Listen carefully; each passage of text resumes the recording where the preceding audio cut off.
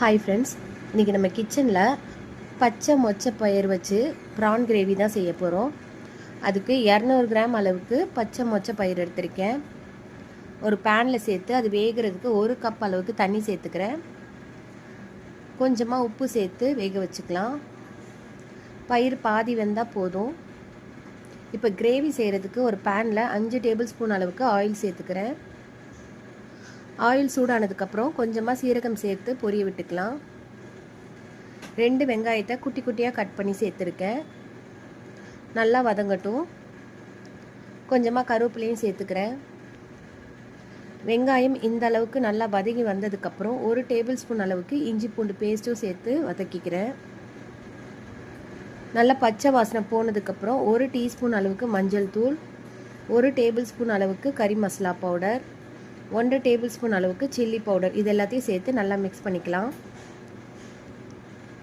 சிம்லே வச்சுட்டு 250 கிராம் அளவுக்கு க்ளீன் பண்ண ப்ரான்ஸ் சேர்த்துக்கிறேன்.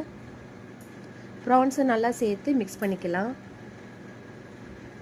பயிர் வேக வைக்கையில் உப்பு சேர்த்துருந்தேன். இப்போது 1/2 டேபிள் ஸ்பூன் அளவுக்கு உப்பு சேர்த்துட்டு 2 தக்காளியை அரைச்சி பேஸ்ட்டாக சேர்த்துக்கிறேன்.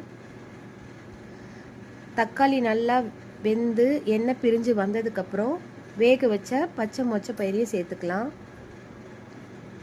2 டேபிள் ஸ்பூன் அளவுக்கு கரைச்ச புளியும் சேர்த்துக்கிறேன். இப்போ உங்களுக்கு தேவையான அளவுக்கு தண்ணி ஊற்றி கன்சிஸ்டன்சியை அட்ஜஸ்ட் பண்ணிக்கோங்க. நான் 1 கிளாஸ் அளவுக்கு தண்ணி சேர்த்துக்கிறேன். 5 மினிட்ஸ் சிம்லேயே வேகட்டும். அப்போ தான் பயிரில் நல்லா மசாலாலாம் இறங்கும். இப்போது 4 டேபிள் ஸ்பூன் அளவுக்கு அரைச்ச தேங்காய் பேஸ்ட்டும் சேர்த்து திரும்பவும் 5 மினிட்ஸ் வச்சுக்கிறேன். 5 மினிட்ஸ் கழித்து ஓப்பன் பண்ணி பார்க்கலாம். எண்ணெயெல்லாம் நல்லா பிரிஞ்சு நம்மளோட கிரேவி ரெடி ஆயிடுச்சு. ஃபைனலாக மல்லி இலை தூவி ஆஃப் பண்ணிக்கலாம். ரைஸ், தோசை, சப்பாத்தி, இட்லி கூட வச்சு சாப்பிட்றதுக்கு சூப்பரான காம்பினேஷனாக இருக்கும். இப்போ நம்மளோட பச்சை மொச்சை ப்ரான் கிரேவியை சாப்பிட்டு என்ஜாய் பண்ணலாம்.